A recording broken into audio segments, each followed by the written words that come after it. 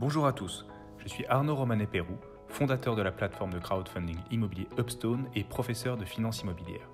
J'ai créé le podcast Des briques et des brocs pour échanger avec des professionnels de l'immobilier sur leur parcours, leur expérience, les thématiques du moment et les fondamentaux du secteur.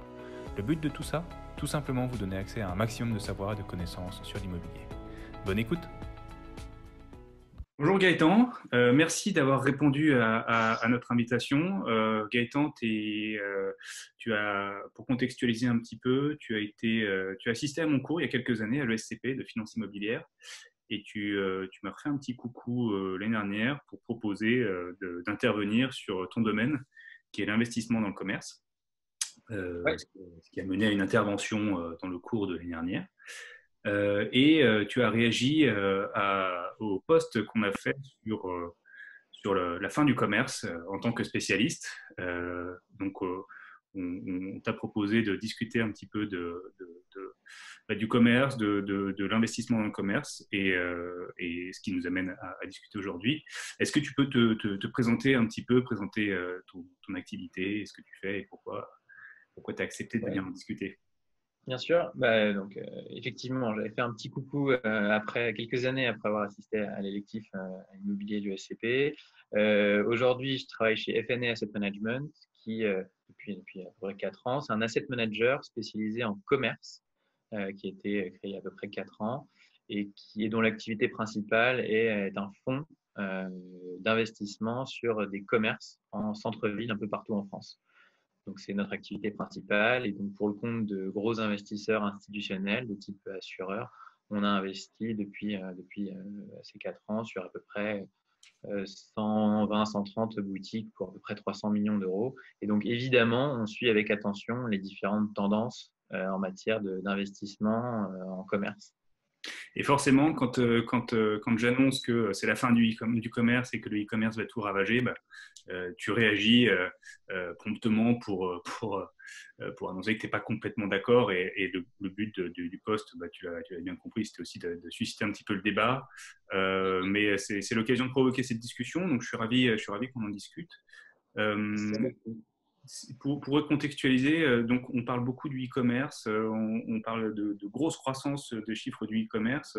Est-ce que tu as quelques billes pour nous aider à comparer un peu le marché du commerce et du e-commerce? Oui, alors effectivement, on parle beaucoup de la croissance du e-commerce et à juste titre parce que les chiffres du e-commerce sont spectaculaires. Typiquement, en 5 ans, on a le volume transacté sur Internet a doublé, passé d'à peu près 50 à peu près un peu plus de 100 milliards transactés sur Internet en 2019. Évidemment, là où la croissance du commerce physique est à peu près flat depuis 3 ans, plus ou moins 100%. Euh, Évidemment, le nombre de sites commerçants aussi a énormément augmenté. En 10 ans, le nombre de sites de e-commerce passé de 40 000 à 200 000 aujourd'hui, là où le nombre de boutiques en parallèle, commerce physique, est passé de 40 000 à 50 000. Donc voilà, effectivement, à juste titre, il y a énormément d'indicateurs qui montrent que la croissance du e-commerce est bien supérieure à la croissance du commerce physique. Après, une de mes remarques et un des points, c'était de dire attention, effectivement, le commerce physique n'est pas mort. Ça reste quand même 90% du business qui est fait en physique. Et accessoirement, il n'y a pas forcément de décroissance du commerce physique. Il y a certains gagnants et certains perdants, C'est effectivement. ça. L'idée, c'est aussi de comprendre que les croissances à deux chiffres du e-commerce se font sur des bases qui sont beaucoup plus petites que le commerce existant. Et donc, on a forcément des croissances qui sont plus importantes. Donc, il faut aussi relativiser en se disant le commerce existe et représente un volume qui est certain. Le e-commerce est un tout petit volume qui croît énormément. Mais forcément, on a des croissances qui peuvent être impressionnantes et qui peuvent occulter un petit peu le dynamisme du commerce. Bien sûr. Bien sûr, bien sûr. Il y a aussi effectivement des marqueurs assez forts du commerce physique, des annonces assez fortes d'enseignes un peu charismatiques récemment dans la presse. Et on a vu des annonces sur des Camaïeux, des NafNaf qui annonçaient des fermetures en masse. On voit aussi quelques vitrines qui sont vacantes en centre-ville, mais on ne voit pas et on parle moins des petites enseignes qui se développent, des rues de bouche qui, dans une certaine mesure, sont assez dynamiques. Donc, il y a pas mal aussi zones qui sont assez dynamiques en parallèle de la croissance absolument incroyable de la partie e-commerce, évidemment. Ok. Alors, donc toi, en tant que spécialiste de l'investissement, donc tu regardes naturellement la dynamique du e-commerce. On voit des choses apparaître comme le e-commerce, le m-commerce ou mobile commerce, le click and collect. C'est des choses que tu dois prendre en compte dans ton analyse. Comment tu contextualises avec le commerce, du coup? Y a deux façons de voir les choses. En fait, il y a à la fois c'est autant de tendances qui sont impressionnantes et qui floutent l'horizon d'investissement. Il y a énormément de nouvelles tendances. On ne sait pas demain ou dans 5 ans quel est le pourcentage de recherche qui va être fait par voie vocale par rapport à aujourd'hui sur Google par voie écrite. On ne sait pas quel est le pourcentage d'achats qui seront en commerce mobile. Là où aujourd'hui on est sur une vingtaine de pourcents. On ne sait pas, il y a énormément de tendances qui floutent l'horizon et qui évidemment incitent à la prudence et donc qui incitent à la prudence en regard de l'immobilier de commerce.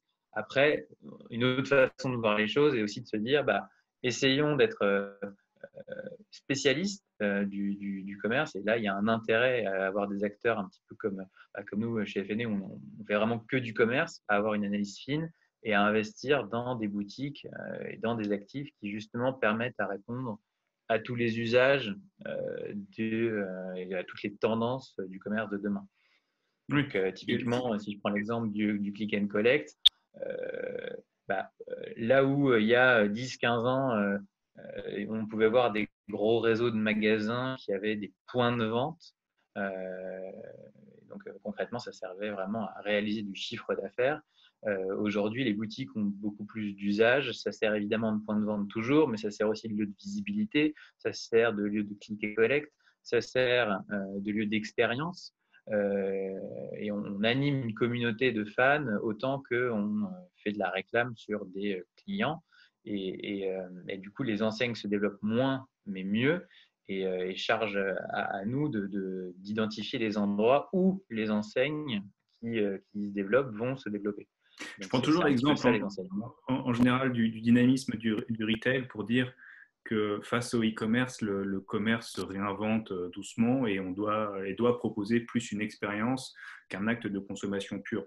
Et je prends toujours l'exemple qui date un peu maintenant des boutiques Abercrombie. Qui, il y a 10 ans, était très à la mode. On voyait des queues qui débordaient dans la rue avant de rentrer dans ces boutiques. Donc, les gens étaient prêts à attendre pour rentrer dans une boutique dans laquelle il n'y a pas de lumière, il y a beaucoup beaucoup de musique très, très forte. On met du parfum dans tous les sens. Et les gens, les vendeurs ne sont pas forcément des vendeurs. En général, ils sont là pour danser ou pour faire les modèles. On est vraiment dans une... Et la marque cartonnait. Et donc, on était vraiment plus dans l'expérience qu'on ne pouvait pas avoir en ligne. Et il y avait un côté fun à aller dans cette boutique. Et du coup, voilà, je pense que c'est un bon exemple d'une boutique qui offre ce qu'on ne peut pas avoir en ligne, ce qu'on peut avoir chez soi sur son mobile, quoi. Et je crois qu'il y a d'autres types de boutiques qui essaient de changer un petit peu le modèle. Oui, bien sûr, bien sûr. Il y a là où effectivement, à Abercrombie, j'ai aussi l'exemple en tête d'un des premiers exemples marquants d'expérience. Même à la limite, c'était aussi à la base un marqueur de je suis allé aux États-Unis. À la base, j'étais fier de rapporter parce que j'ai eu l'expérience d'aller aux États-Unis et j'étais hyper content de ramener ça d'un voyage où c'était un marqueur des États-Unis en général. Mais aujourd'hui, il y a aussi plein d'exemples. Si on parle si le marqueur des enseignes tendances, c'est de faire la queue dans la rue, on peut typiquement penser au restaurant du groupe Big Mama. Il y a des queues folles, en tout cas dans Paris, de personnes qui sont prêtes à faire 3/4 d'heure la queue, non pas pour manger une pizza qui est certes meilleure que la moyenne ou en tout cas très bonne, mais c'est parce que on sait qu'il y aura une excellence opérationnelle, il y aura tout sera fait pour vivre une expérience. C'est pas de la mozza qui est sur les pizzas, c'est la mozza de tel producteur qu'on connaît, qui s'appelle un tel, nanana. Et en parallèle de ça, c'est aussi des enseignes très innovantes. Typiquement, c'est les premiers à avoir fait le paiement de l'addition en autonome. On n'a pas besoin d'attendre le serveur qui doit venir. Ah, j'ai oublié la machine à carte. Ah, bah, je reviens avec la machine à carte. Ça, c'est le genre d'enseignes qui sont très innovantes. Là où Abercrombie avait innové il y a 10 ans, bah, aujourd'hui, c'est ce genre d'enseignes qui prennent le relais. Donc, effectivement, il y a plein d'exemples qui montrent que l'expérience est au cœur de l'acte d'achat et de la. Et d'ailleurs, dans les Big Mama, dans les restaurants de la chaîne Big Mama, tout est Instagrammable, je crois. Tout est beau, tout est fait pour que tu puisses prendre en photo et relayer sur les réseaux. C'est vrai, c'est vrai. C'est assez, Tout est c'est assez intéressant. spectaculaire. Du coup, alors dans les idées reçues, on a tendance à opposer le e-commerce et le commerce. Et parfois, on a l'impression que le e-commerce, c'est un peu une vache à lait, c'est bien plus rentable que le commerce physique. Je crois que tu as une idée assez Ouais, précise là-dessus. on avait développé effectivement une réflexion là-dessus chez FNR en disant quels sont les différents clichés attribués habituellement au e-commerce et est-ce que c'est vrai finalement. Et parmi ces clichés, un des clichés les plus communs, c'est ah, mais le e-commerce va tuer le commerce physique parce que c'est plus rentable. Alors ça, c'est oui, c'est pas forcément vrai. Et la raison pour laquelle c'est pas forcément vrai, c'est que nous, on a tendance à penser qu'il faut plutôt opposer commerce intermédiaire et commerce direct à commerce physique et à e-commerce. Je m'explique, c'est que une marque en général, pour être rentrée dans le PNL d'un certain nombre de marques qui sont à la fois présentes physiquement et en ligne, une marque fait autant de marge sur une boutique en direct que, que qu'en vendant directement via son site internet. C'est plutôt en ayant un revendeur que les marges s'affaiblissent. Donc, paradoxalement, vendre sur un Amazon qui prend des fees assez importants de 15-20% peut être moins rentable que de vendre via une boutique en direct. Donc c'est un peu l'Amazon serait aujourd'hui un peu l'équivalent de ce qui était hier le department store, le revendeur, le Galeries Lafayette au printemps. Donc c'est assez intéressant de voir ça, se dire qu'en fait finalement le e-commerce n'est pas forcément plus rentable. Il est au contraire intéressant de maîtriser sa stratégie de vente et de maîtriser son site de e-commerce pour ne pas avoir d'un intermédiaire et de maîtriser totalement et de conserver l'intégrité de sa marge. Alors évidemment, il y a un enjeu de visibilité, parce que si demain je lance mon site de e-commerce de ceinture, bon, bah, je ne vais pas avoir une grosse visibilité. Donc, c'est un jeu évidemment à droit, mais en termes de marge pure, en tout cas, c'était un des enseignements ou un des clichés qu'on essaye de pourfendre régulièrement. Et alors, ce qui est intéressant, c'est de voir que, en fait, c'est pas forcément plus rentable de faire du e-commerce, mais par contre, ça peut paraître plus simple de faire une boutique en ligne. Et on voit des retailers qui commencent en ligne et qui arrivent à se déployer petit à petit sur le commerce physique. Donc, en fait, on arrive Bien sûr. à se dire que on peut se dire l'image du commerce en ligne qui va phagocyter le commerce physique, elle est un peu écornée dans le sens où même les commerçants, les e-commerçants, les marques digitales prennent le pas de l'expérience physique. C'est ça. Ce qui est intéressant dans ce que tu dis, c'est que on se rend compte, pour rencontrer nous pas mal d'enseignes de type DNVB, donc Digital Native Vertical Brands, des slips français, des Monsieur Moustache, des Cézanne récemment, des Jimmy Fairly, etc., etc., que au bout d'un moment, le seul relais du site internet ne suffit plus. À un moment, pour avoir un relais de croissance et une croissance complète, il faut commencer à développer un réseau de boutiques. Et ça évidemment, ça incite à l'optimisme par rapport à l'immobilier commercial. C'est que on voit que, pour prendre l'exemple de la marque Cézanne, là où ils étaient vraiment pure player Internet, ils avaient ensuite un point de vente, un point de retrait, presque une boutique, l'appartement Cézanne dans Paris.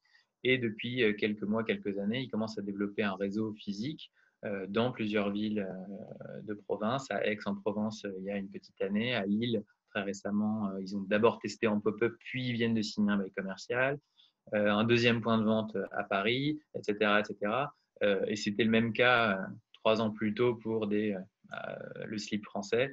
qui sont passés de 0 à 20, 30 boutiques, un vrai réseau dense en quelques années. Et ce qui est intéressant à voir, c'est que le développement et le choix des implantations est assez parlant, c'est-à-dire qu'ils choisissent toujours les emplacements les meilleurs, les plus chers aussi en loyer, mais pour être sûr de capter un maximum de flux pour ne pas se planter. C'est-à-dire qu'il y a assez peu d'enseignes qui sont présentes sur Internet, qui font des paris, qui se disent « Oh, les gens viendront bien ». Non, non, non. Ils se mettent dans le flux et c'est comme ça qu'ils vont avoir des points de vente à succès qui savent mêler les usages de ce qu'on disait au préalable, l'expérience, le point de retrait, la visibilité, etc., etc. Donc on en revient finalement au même triptyque de l'immobilier, c'est-à-dire l'emplacement, l'emplacement, l'emplacement. Je crois que finalement on en était venu à cette conclusion lors de ta présentation où on a beau regarder tout dans tous les sens, ça reste une logique d'emplacement, la boutique. Faut être bien placé. D'ailleurs, tu avais évoqué des analyses intéressantes qui étaient des analyses assez fines de trafic pédestre du coup dans les rues. On peut avoir une analyse très très fine finalement de l'attractivité d'une rue, de son côté, du flux de. Oui, ouais. Alors ça c'est quelque chose qui est tout à fait d'actualité parce que en fait c'est assez difficile en tout cas pour le marché du centre-ville d'avoir une idée assez précise des flux. Donc depuis 2016-2017, il y a un certain nombre d'acteurs qui développent des technologies qui, via du tracking sur mobile, permettent d'identifier et de reconstituer un peu un nombre, un flux par tronçon de rue, par même parfois trottoir. Et c'est ça qui permet de voir finalement ce qu'on vend en tant que bailleur. C'est un petit peu, et c'est traditionnellement ce qu'on vendait, du chiffre d'affaires, mais c'est surtout du flux. Finalement, on met à disposition d'enseignes du flux, charge à elle de transformer avec un concept, une boutique, une marque qui attire. Mais finalement, ce qu'on met à disposition, c'est du flux. Et ça, c'était assez d'actualité d'ailleurs, parce que dans les négociations Covid et post ou pré-Covid, de plus en plus de réflexions s'articulaient finalement autour du flux en disant le business est revenu, le business n'est pas revenu, nanana. Comment rationaliser ça? Finalement, utilisons des acteurs comme ça, des MyTraffic, des Roof Street, etc., qui sont des solutions qui commencent à devenir assez matures pour permettre de voir si effectivement on a des flux qui permettent de rationaliser un petit peu le débat et de suivre ces indicateurs-là qui sont pour moi les indicateurs du futur du retail. Oui, c'est ça, parce que de l'emplacement, on a des idées de flux, de trafic, et s'il y a du trafic, on peut estimer qu'il y a du chiffre d'affaires. C'est sûr que s'il n'y a pas de trafic, la marque peut être très forte. Elle devra et générer son trafic, et sur ce trafic, générer son chiffre d'affaires, ce qui est quand même plus compliqué que d'arriver dans un emplacement où il y a déjà du trafic, quoi. C'est ça, il y a très peu de marques qui sont des locomotives à tel point qu'elles peuvent se permettre d'arriver dans des lieux où le trafic est à créer. Mais je cite souvent l'exemple de Sephora, qui est sur les Champs-Élysées, qui a fait exploser le loyer prime à Paris. Sephora aurait pu se dire grosse enseigne, grosse boutique, on va aller 50 mètres derrière, rue de Pontieux. Non, ils ont quand même choisi d'aller sur les Champs-Élysées, parce que malgré tout, c'est là où il y a le trafic. Donc on revient toujours à la même chose, quoi. C'est là où il y a le trafic, et puis accessoirement sur les Champs-Élysées, il y a un enjeu d'image. Effectivement, il faut être aussi sur les Champs-Élysées, même si parfois le point de vente sur les Champs-Élysées n'est pas forcément rentable en lui-même, mais ça apporte tellement en termes d'image, ça apporte tellement en termes de tout, qu'il faut y être et que donc il y a un enjeu. Ouais, j'ai cru comprendre aussi que c'était encore plus le cas à New York sur la 5e avenue, où il y a tout un tas de boutiques qui acceptent de ne pas être rentables, mais c'est un marqueur fort d'avoir sa boutique sur la 5e avenue. Et donc c'est mieux de l'avoir et de ne pas gagner d'argent sur cette boutique que de ne pas l'avoir. Oui, en fait, ça participe un peu à la réflexion l'indicateur clé pour une entreprise n'est plus forcément le chiffre d'affaires réalisé sur une boutique et donc le sacro-saint taux d'effort, loyer divisé par chiffre d'affaires réalisé dans la boutique est moins intéressant que les performances globales de l'entreprise, incluant site internet. Si on estime qu'une boutique sur la 5e avenue a permis de générer du trafic sur le site internet parce qu'on a vécu une expérience, même si on n'a pas transformé l'achat, ou si à l'inverse, on est hyper content de voir que sa star préférée a fait son shopping sur la 5e avenue et que du coup on transforme sur internet, finalement c'est ça qui permet de driver les performances et les critères d'implantation des enseignes. Donc oui, certaines enseignes se permettent d'avoir des enseignes, des points de vente qui ne sont pas rentables en eux-mêmes, mais qui génèrent et qui participent à un écosystème qui lui est rentable, incluant site internet. C'est bien ça qu'il faut avoir, c'est quelque chose d'intégré, incluant site internet et le réseau de points de vente. Mmh. Et donc ouais, on voit bien quand même que voilà, la boutique a du sens, la boutique montre que la marque existe et dans des points clés. Alors, toujours cette opposition e-commerce, commerce, on pourrait être tenté de se dire le commerce physique, c'est un peu le commerce d'hier, donc c'est le commerce de la génération de nos parents, de notre génération peut-être, et les millennials arrivent avec leur nouveau mode de consommation, accro à leur téléphone, et ce seraient eux les responsables de la disparition du commerce physique. Est-ce que c'est vraiment, est-ce que c'est une tendance, est-ce qu'encore c'est une image qu'on peut avoir en Ça tête fait partie, ça fait partie des clichés qu'on essaye aussi d'appréhender et en partie d'estimer, mais avec lequel je ne suis pas forcément d'accord. Euh, on se rend compte, en fait, avec les études ou avec les dernières ouvertures de boutiques, euh, que ce sont paradoxalement les millennials qui plébiscitent le plus le commerce physique. Quand on demande à une population de différents âges, est-ce que pour vous le shopping c'est un plaisir ou une contrainte, ce sont les jeunes qui pratiquent le plus le shopping plaisir.